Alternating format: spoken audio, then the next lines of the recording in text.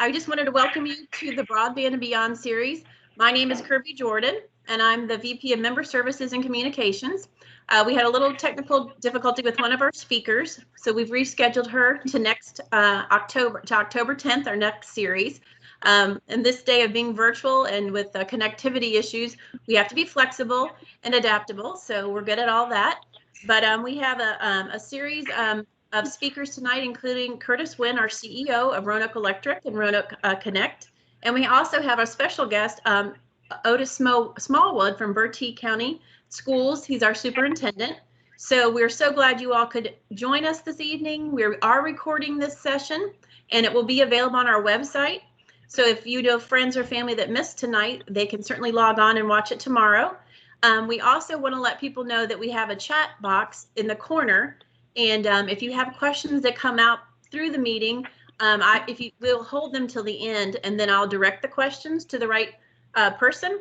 And then if you, by chance, are joining just by phone, if you can just hold your questions till the end, and then we will take them if you're not able to put them in the chat box. So we know that everyone's anxiously awaiting to hear news about Roanoke Connect, our internet service, and I will now turn it over to Curtis Winn.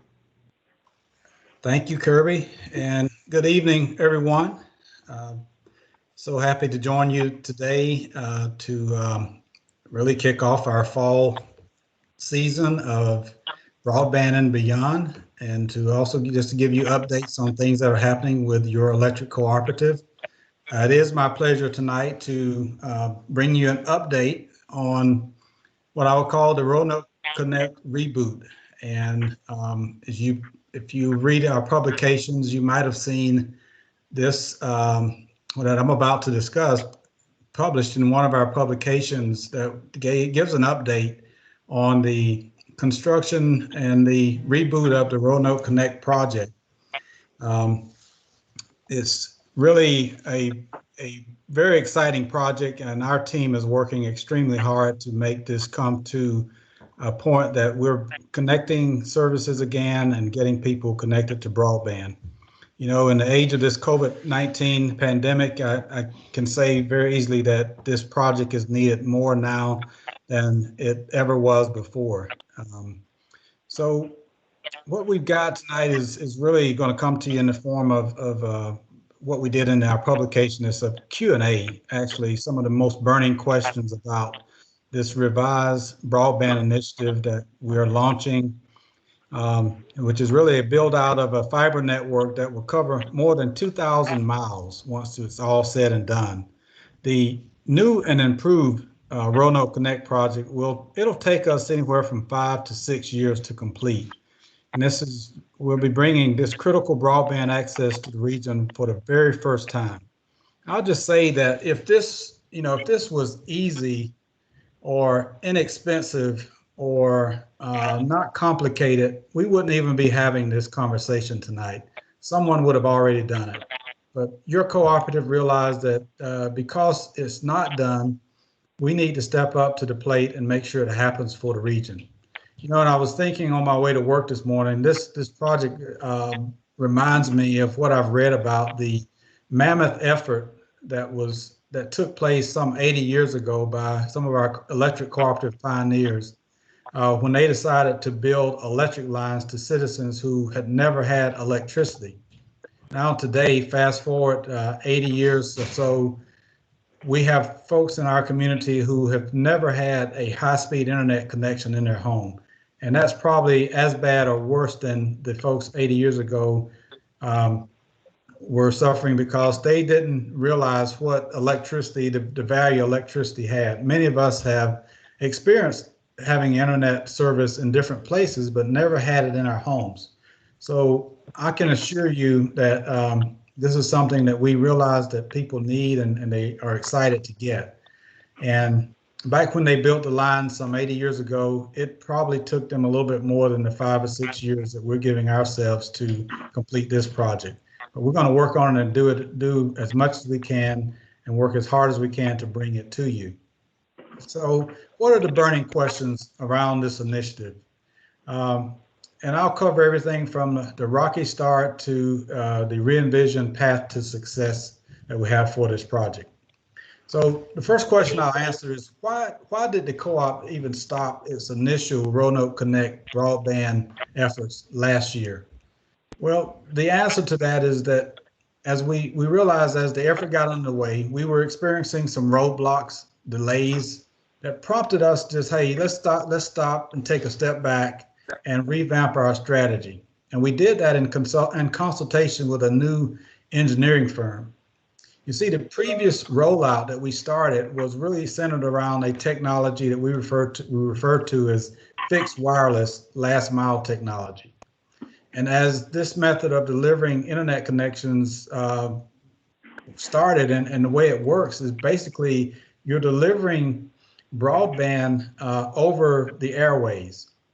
So our revised plan now calls for a fiber to the premise technology with the fiber optic cables running directly to homes and businesses versus going over the airways.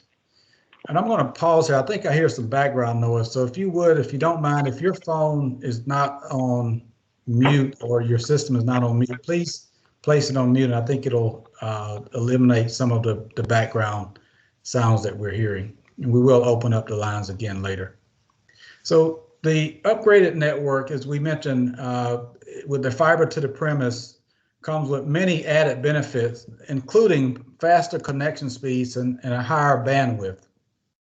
So that's what the new technology will look like, and in some conversation and just really reasons around the reason we had to hit the pause button and give ourselves a chance to rethink and revisit our strategy so that we could come up with a much better approach that's going to last many years into the future. So the second question is, after the previous effort was put on hold, what exactly have we done at Roanoke? Well, I can tell you that a lot has taken place. And a lot of it is happening behind the scenes that the general public really does not see. But some of the things that we're doing will really offer added value to our community, much more so than what we were anticipating the first time we started trying to do this. Well, the first thing is that we selected a much better and more robust technology. Secondly, we have also been able to secure more grant funding, which is to offset the enormous cost of this big project. And we've already been awarded 3 grants already, 2 from the North Carolina Great Grant Program and another one from the Community Development Block Grant Program. And I can tell you our team has been working extremely hard to bring in more additional grant dollars. Believe it or not, right now, as we speak, we have 9 additional grant applications that are in the pipeline. And I can tell you that Reba Green Holly and Kathy Davison and the team at Roanoke have been working really hard to go out and secure funding. And you know, with our current rollout, we're also incorporating a few more services than we were offering before. We're incorporating a bundle package that will include voice services. Also, we will include video services with the new rollout, with things such as Sling TV, which is an app-based TV service that lets you stream TV on demand to get content over the internet. And I can tell you that the cost of that is much less than a lot of the cable services that you're able to get. Now, when we roll out our service, we have a lot of back office services that have to be in place and ready to go. And these take a lot of work, and it depends on several different organizations other than Roanoke Electric. So we've been working very closely with a number of support organizations to get ready to roll out this service. And we're getting close. We've gotten very close having all of our pieces in place for the service, which we will resume offering at the end of October. So that's what we've been doing, and it's been very, very busy. And oh, by the way, we still are running an electric cooperative as we do this. So I give a lot of kudos to our team for putting in double duty to make all of this work. So the next question that we sure is a burning question is, how expensive is this endeavor and who is going to pay for it? Well, I can tell you very quickly that it is a very, very expensive endeavor. And just to give you an idea, it will cost at least $20,000 to $30,000 per mile to lay out the infrastructure over 2,000 square miles of service that we offer. And that is why we are securing state and federal grants. Those grants that I mentioned earlier are very, very important. As a matter of fact, this project will not happen without grant funds. We are using a portion of the cooperatives funds, but we're being very careful not to use funds from the co-op that would cause our electric members' rates to go up. So we're being very prudent in terms of how we do this. But it's a combination of grant dollars and matching dollars that the cooperative would put up to make this work. And as such, the co-op has to leverage the money it spends on Roanoke Connect so that it's really not at the expense of our member owners, as I mentioned earlier. So the revised plan is also going to offer broadband services to areas outside of our electric co-op space. That's another question that we get sometimes. We will be offering service outside of our areas so that we can touch those more densely populated areas. And that will also help us offset the very high costs of bringing fiber to the premises for our rural member owners. So what's the next question? The next question is, why will the project take so long? I said 5 to 6 years, and that is a long time. And I know folks who are wanting it like yesterday. But the goal is to bring a fiber network to each area as quickly as possible. And it takes a lot of preparation to do that. Before we connect those homes and businesses within our communities, we have to do a lot of legwork on the front end. It takes a lot of work to map and to place the fiber and to do the many variables to consider along the way. It also takes a lot of time to develop a construction plan and to work with the authorities on permitting, giving us the permits we need and the other requirements that it takes to build out this project. So it's a very complex project. It's very expensive, and it does take a long time. So what does the actual construction entail? It's another question. So once an area is designed, we have consulting engineers who actually work with us to help us design the area. Then there's engineering that takes place, and there's staking work that has to be done. Our electric co-op employees are having to adjust some of our infrastructure to raise up the poles to make them higher. We call that make-ready work. So at each site, construction crews must mark the areas where the existing wires are, the pipes, the water lines, to make sure we don't interrupt any of those existing services. This also helps them when they are digging, and it dictates where the fiber can be placed when we get ready to move it over to the home and connect it. So there's a lot that the construction entails, and we are working with a construction contractor to help us build out this as fast as we can. And another question that we get is, where was the first place designated for the construction to begin?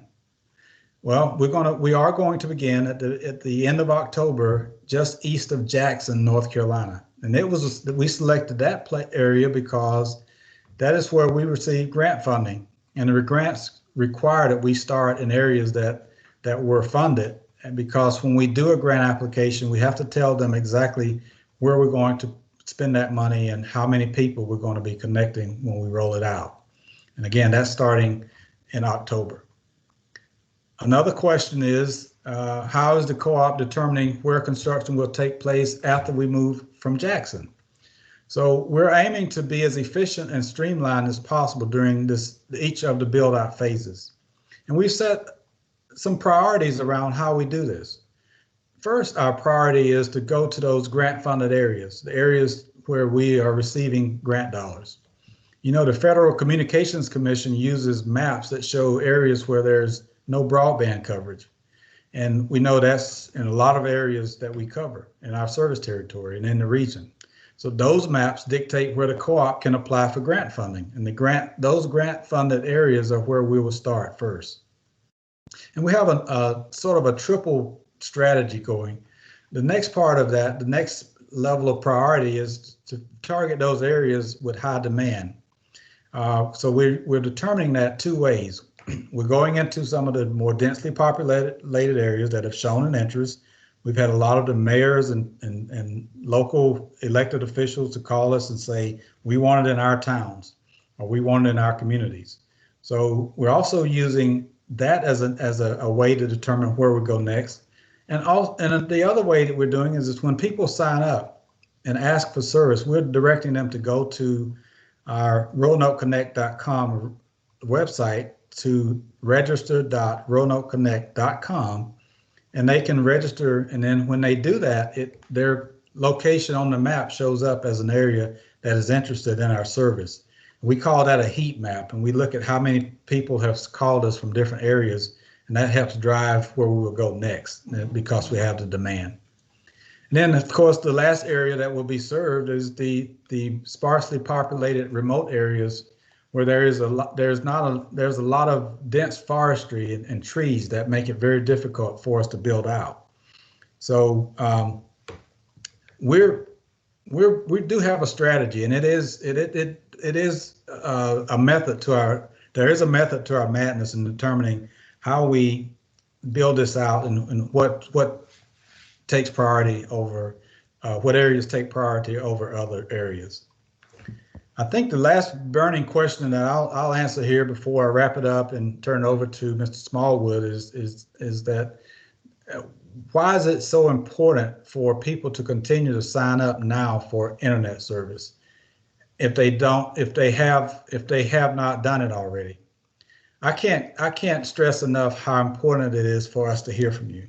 I mentioned earlier that we use our technology to determine the areas that have the most interest, and it helps us gauge where that interest is so that we don't spend money building a fiber network to areas where the residents don't want it and where it can't be financially sustained. It does require that when we build it for people to sign up and take the service. So that's why the maps and having you call in and sign up is critically important. So we know that you're interested in the service, and we will come to those areas that have shown the greatest amount of interest to get the service there so that we can financially sustain the network once it's built. So Kirby, I'm sure there will be additional questions, so I'm going to pause here and wait for additional questions as we move through the program. I'll turn it back over to you.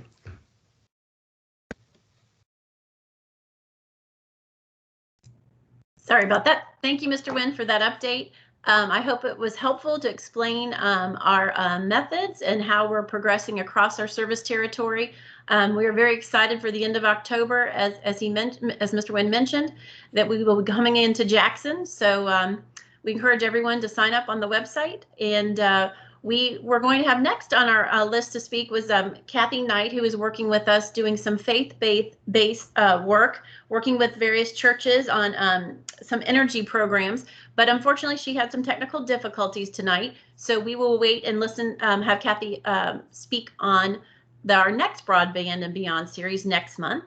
And our next guest speaker, Dr. Otis Smallwood, we're very happy to have him here. I know it's been probably a very challenging start of the school year with the way things are going. And we thought all of our members and families in the community would be anxious to hear what you had to say and talk about opportunities for teachers and students to remain connected. So I'll turn it over to you, Dr. Smallwood, and thank you again for joining us. Yes, good evening, everyone. I pray everyone is well. And Mr. Winn, I just need to make sure I get to that website to sign folk up in Bertie about about broadband connection, because it's definitely a need here here in Bertie, just like so many other areas in our region.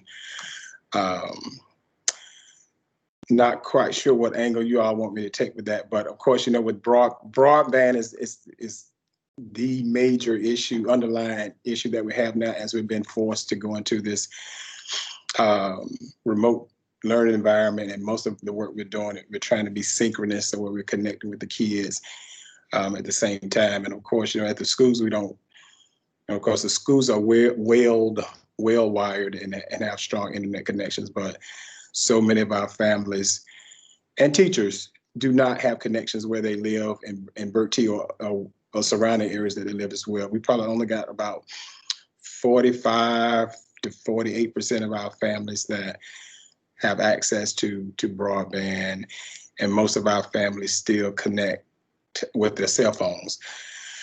So, and we know that's not stable services, and we know a lot of our families don't have unlimited data plans on their cell phones. So, like back in the spring when we were kind of forced into this, you know, it happened so quickly and we had such a quick turnaround, but we had high participation starting off because we knew a lot of families were connecting with their phones. But then as plans run out, we figured out really quickly that when people couldn't afford the unlimited plans or couldn't pay it, then we noticed the participation of the students went way, way down. So we do know that that's the major issue right now, is the infrastructure piece for the internet service. So I will be making sure people in Bertie know about where to go to make sure our communities are next on the list of internet services. I didn't quite know the other part that you wanted me to go. You just kind of want me to talk about what we've been dealing with. Yes, that'd be great. Okay, so like you said, you know, all this came upon us back in the spring of March of last year, and we didn't quite know what we were going to do or how it was going to look, but we were kind of thrown into a situation where everything just happened at once. So the word I've liked to use this year is cataclysm. You know, it's like everything just kind of, you know, I like the Wizard of Oz. I like the word cataclysm, but it just kind of happened, right? So, you know, sometimes as educators or just people in general, we get real comfortable where we are, and a lot of times we deal with fixed mindsets. People don't like to do anything any differently. But when the virus struck us, we had about 2 weeks to make a turnaround before we went to remote. So people learn really quick to stop saying this won't work, or I cannot do it, or this just cannot happen, because a lot of things had to happen really, really quickly. So people broke out of their comfort zones and have tried or attempted to try to get really comfortable with being uncomfortable. Because, you know, we can't, I talk to my people all the time, but you just cannot grow in a comfort zone. So the virus has really made us rethink how we do things, and probably how we would do things for the next little while.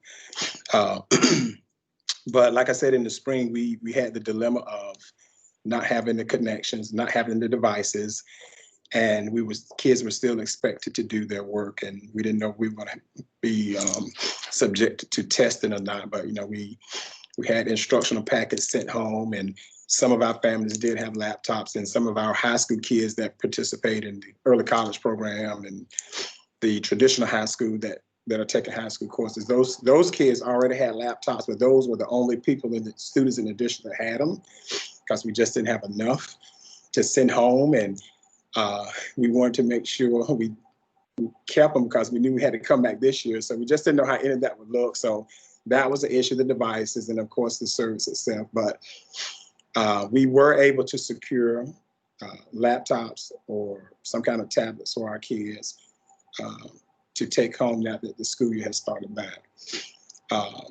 We partnered with several of our community members to have park and learn spots where we ask community members to open up your internet to the community, to our students. So we try to be strategic and look at every area of the county. And even Roanoke Electric we have a hotspot with a unit there in the Orlando area that kids and families can drive up to access their assignments, download their assignments, or even work with the teacher for a little bit. So we have them at churches around the county. We have them at the community college here in Windsor. We have them at different churches in different sections of the county. We try to, like I said, we were strategic in picking out at least one place in every section of the county where we have park and learns. And since then, several other churches have kind of opened up their internet and created hotspots that people can join, that people can drive up to. And of course, we bought stronger wireless routers for all of our buildings, so they will have a wider range for families to drive up to. And then now, since we've been back in school, we were able to purchase hotspots. We don't have enough. We were able to receive some additional funds from the state where we could purchase Wi-Fi spots to give to families who needed them the most. We have about 20 school buses that we install Wi-Fi spots on, so we can strategically place them in the areas in the community too, in some of our housing development areas and other areas where we have a lot of mobile home parks gathered. We can be strategic in where we place school buses. So just to make sure that kids will have ample access, we have a couple of daycares that we've helped out with Wi-Fi hotspots, because daycares have not closed, but now they even have some of our older kids' parents that are daycares are just keeping them while parents work. So we've been partnering with daycares too in the community to so the kids can have access to there as well. Then of course, getting beyond the technical piece of it and the devices. So now you have staff who's been thrown into this new virtual world, and you know, they're not like college professors who kind of used to this. They've not done any of this before. So we like, how can we train our staff members to kind of jump in and to learn as quickly as possible. So we've partnered with the Friday Institute of Raleigh to give our staff PD, and we've hired an instructional technology facilitator on board to help with training PD, and that's an ongoing thing.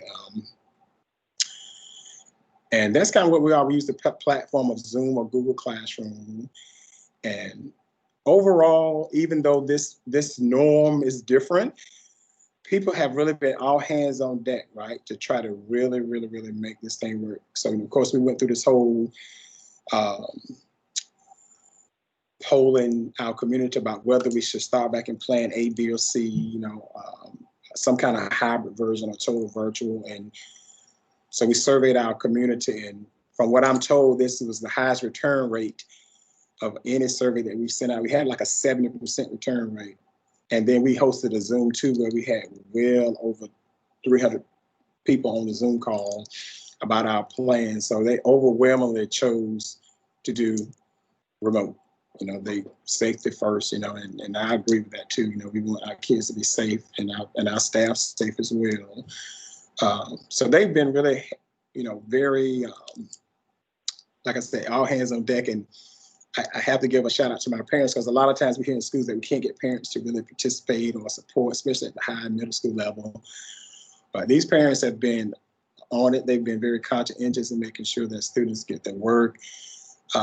If they can't connect for whatever reason, they're calling the teachers or texting the teachers or emailing them at night. And our teachers have been very open about receiving and communicating with our staff members. So parental support has been very high during this time as well, as we're trying to maneuver through this next phase, or even this current phase of where we are with remote learning.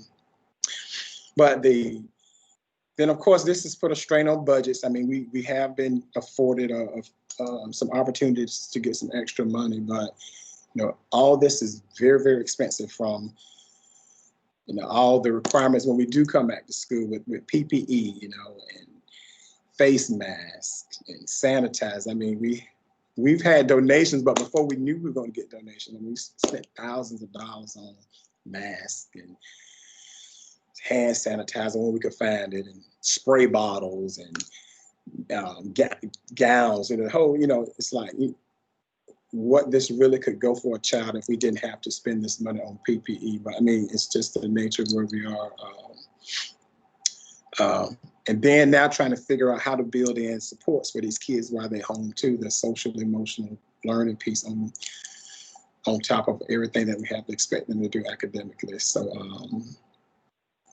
so that's kind of where we are for the most part, like I said, and it's going relatively well. There's a few hiccups, it's very fluid, but like I said, the staff has been very hands-on. The teacher, the parents, the community in general have been very supportive. They want to do what they can to make sure kids are doing the best that they can during this time. So that's kind of where we are at this point.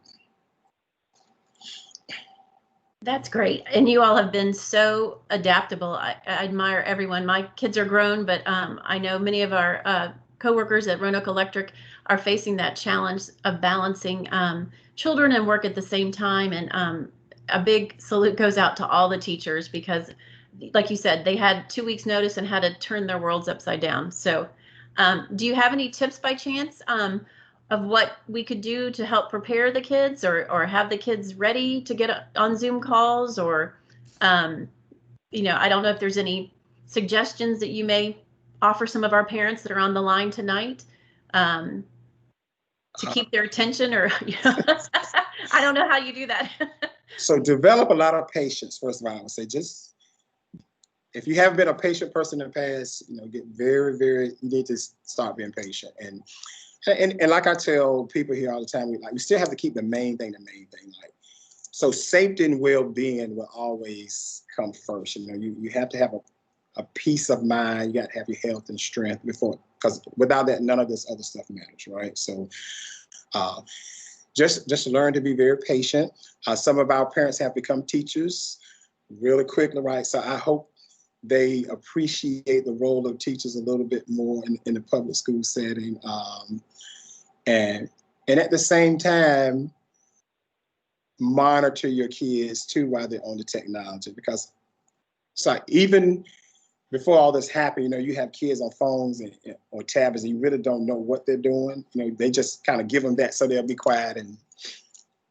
But now kids are very creative, even with all the security measures we have in place, and because with the laptops that we issue as a school district, they still have to log in through their student accounts, and they are routed back through our filtering system.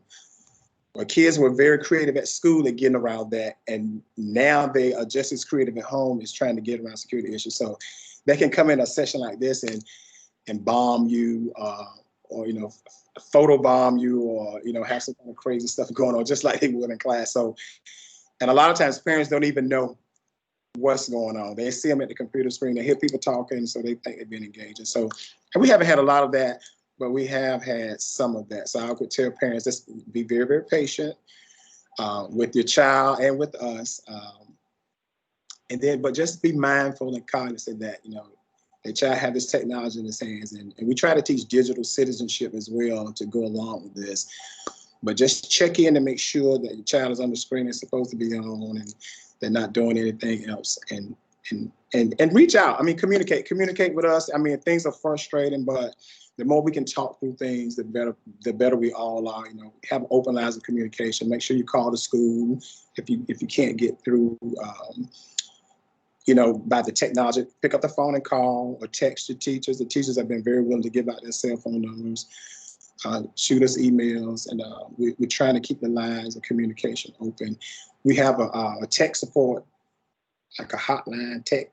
So if your school systems have that, utilize that. Our technicians are on call basically 24/7 here in Bertie anyway. They can call in, and most times if it's not too late, the techs will pick up and can talk you through stuff, and they can even kind of take over your students' computers to see what's going on, or your teachers' computers. If not, they'll call you right back first thing in the morning, and so on. But just utilize the resources that you have. And if you have to, we tell our parents, if you have suggestions for us, call us and tell us how we can make things better for you too. So just kind of keep the lines of communication open. Just be patient. You know, the safety and well-being is still priority of the kids first. And just keep a check on them with the technology. Those are great tips. Really, really helpful tips. And I love the idea of digital citizenship. That's very impressive, and I'm sure it's much needed right now. We can now open up to questions. If anybody has any questions about remote learning or questions about Roanoke Connect, you can please put it in the chat box, or you can, if you're on a cell phone, unmute yourself and ask away.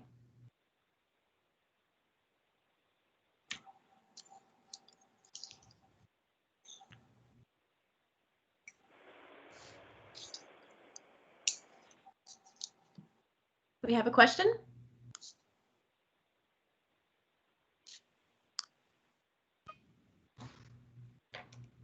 Okay, one came in. How are grades being determined during this time of remote learning? Okay, so last year, as we ended last year, the state board amended its grading policies to have students have options, right? Whether like seniors had the option of, I think when school stopped in March, they had the option of taking that grade where they were, and could be done if they had met all the requirements.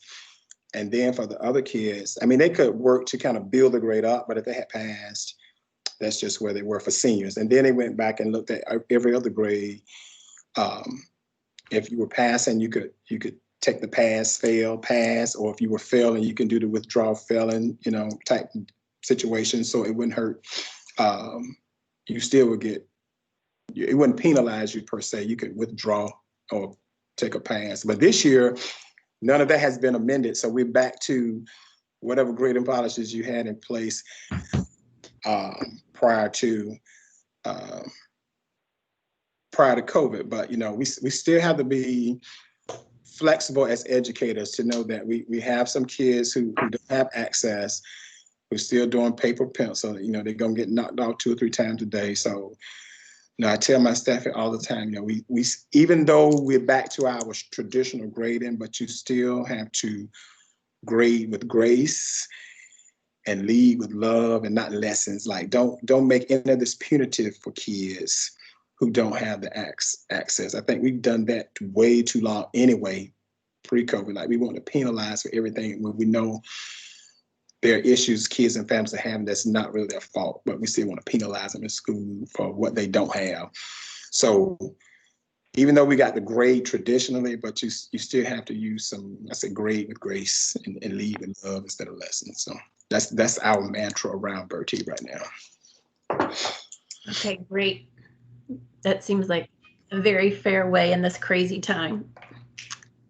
Okay, and then we have another question that just came in. Will the recent announcement by Governor Cooper of funding for hotspots and teachers get you closer to where you need to be with connectivity? It would inch us closer, or maybe millimeter us closer, because we bought hotspots prior to, but Bertie is a part of a low wealth consortium. So Khajiit, they had this nationwide special where school systems bought 100,000 hotspots. You get a special discount. So North Carolina, the low wealth districts kind of, bound together to say we will purchase, I think, 10,000 between the low wealth. So we got them at a reduced rate by buying 10,000. Now that special is gone. But now you still can buy some, but like we bought 128 hotspots, I believe, 125 hotspots, and it cost the district roughly, I want to say 47,000, 40, something like that. But now that we're on the special, those same 125 is going to cost us $96,000 if we don't have any kind of special price in some kind of way. So, or if Khajiit doesn't run some kind of special, and that was right out of the box working, already had filters in place. All you had to do is plug it up and it would just automatically connect. So, but yes, to answer your question, it will get us closer, definitely, but without some kind of special pricing, of course, that would just limit the amount that we can buy anyway. All right. Does anyone else in our audience, please feel free to unmute your phone and ask away.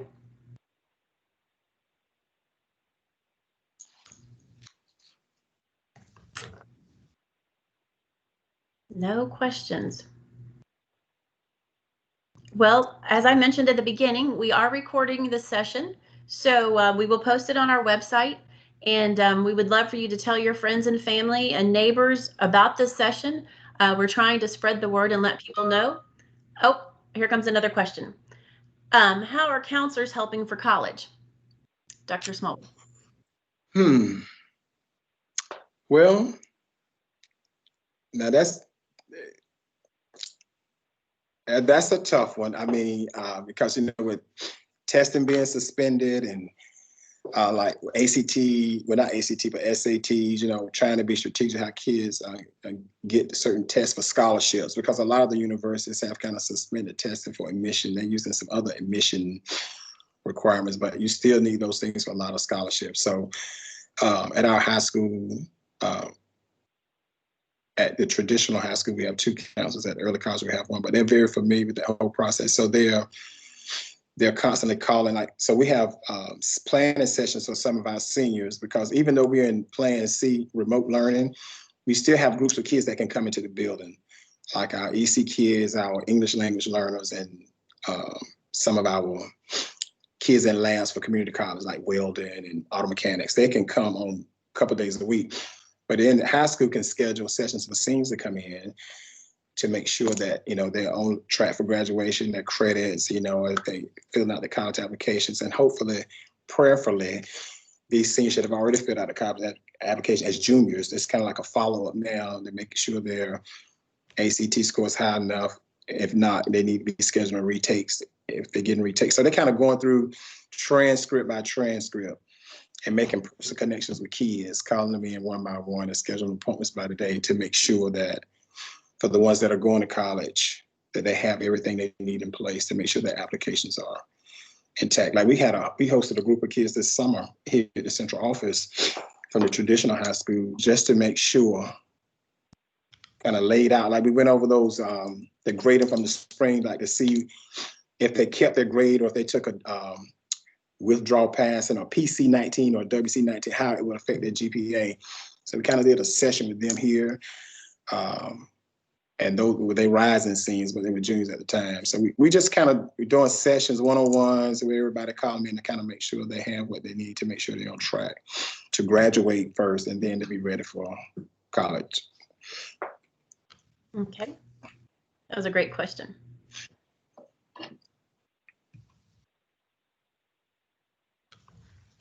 Well, as I was saying, we're recording the session, so folks can come back and listen and hear about the Roanoke Connect update. They can learn about how Bertie County schools are doing and some tips that are helpful. And like I said, if there's other questions, you can always call us, and we will try to get them to the right people and get back with an answer for you. If that's all, we're running a little bit early, which is always a nice thing. Everybody's busy, but I was going to give it maybe 2 more minutes just in case someone has questions.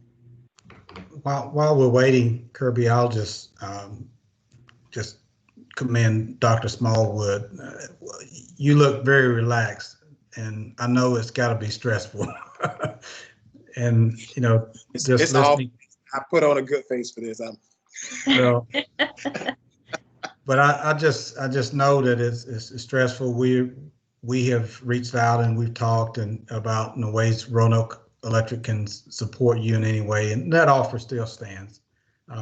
If there's something that comes up from a technology standpoint that we can do to support Bertie County schools, please know we're here for you.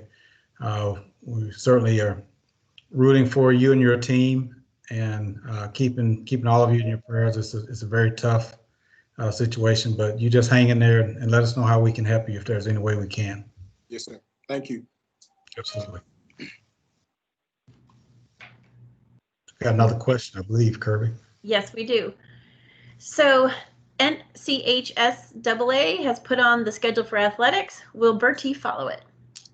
Yes, ma'am. So now that's a hot button topic too. High School Athletic Association with sports. So High School Athletics, so they have released a new schedule of how they arrange their sports, and playing football a little bit later.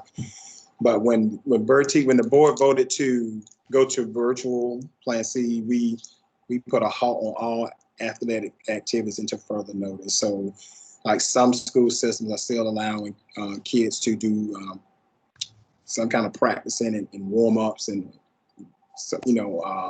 alternate workouts. But we're not doing anything with athletics right now until the next phase of reopening. So as long as we're on virtual, sports have been suspended indefinitely in Bertie, and that's middle school and high school for us.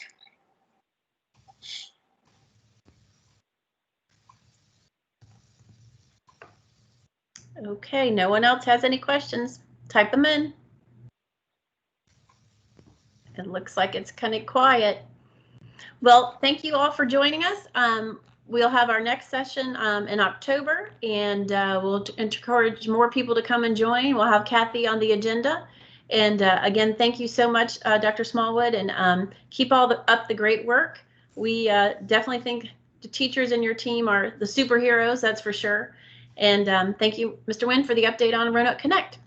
Thank you. So everyone stay safe and healthy, and have a nice evening. Good night. Thank you. Take care. Bye-bye.